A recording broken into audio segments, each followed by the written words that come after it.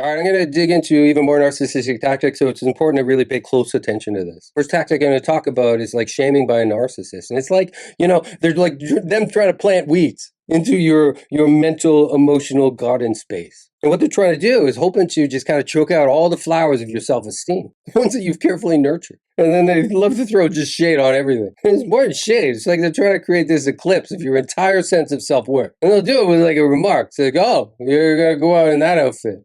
That's pretty adventurous for someone of your, stature, or someone with those, your interesting bone structure, or those ankles. And then, guilt tripping. With a narcissist, it's like being on a never-ending escalator, where every step upwards feels like you're going 2 steps back. All thanks to the courtesy of their just emotional gravity that just keeps pulling you back. And narcissists can make you feel guilty for anything. It's like they can even convince you that, you're responsible for the extinction of the dinosaurs. Way to go. If you hadn't distracted me, I would remember to feed the T-Rex. We'd still have Tyrannosauruses today.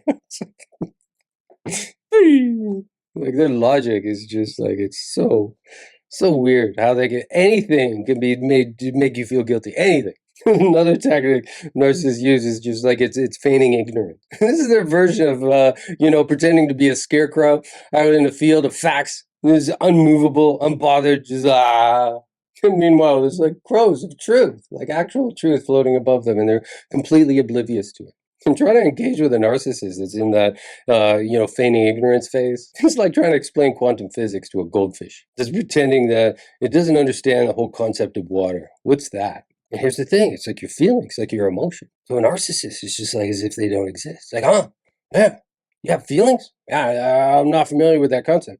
Not registering. It's like their entire reality stops at the tip of their nose. And there's nothing that exists outside their own emotions. Another tactic to watch out for is denial. Because in this world of narcissists, it's like, living in a castle that's just made of lies. Their entire existence is almost as if it's a lie. And as they surround it, they dig it out with this, this moat of denial that just keeps reality at bay. It's like they wear denial as like a cloak of invisibility, hoping that it makes, all their misdeeds just invisible. And I love to say, that wasn't me. You must be confusing me with someone else who cares. Because it feels like narcissists just don't care about anyone but themselves. And narcissists seem to be able to rationalize just about anything. It's almost like it's their attempt to paint the Mona Lisa out of mud. Because a narcissist can take an action that you've seen, clear as day, and then twist it into a pretzel of logic that would make like a philosopher just cry down in tears and pull out his own hair. They'd be like, I only read your diary because, I care about you so deeply. I did it for your own good, really. It's like, screw you.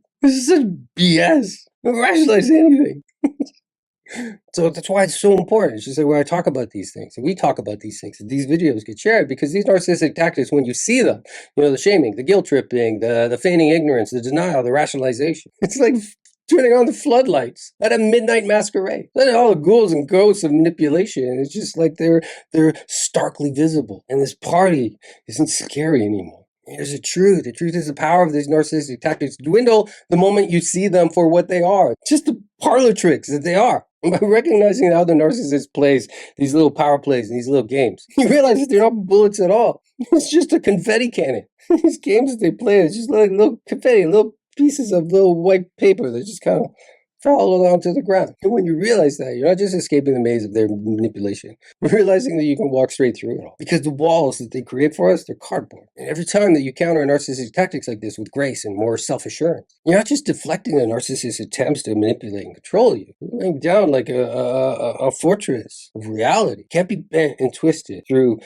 delusions and smoke and mirrors. Because these tactics, knowing them, you're going to start to reclaim your own narrative. You're writing a new narrative where, their antics, their little games, they're no more troublesome than a fly at a picnic. Knowing perhaps, but the fly itself is actually, it doesn't have enough power to ruin your picnic, to ruin your life. And by labeling these tactics, it's like we end up transforming from just characters in narcissistic playing to be actually the playwright to write our own epic saga. Because we're going to not just move past the games. We're going to rise above them. And we build a life where, their little tricks become nothing more than just a footnote.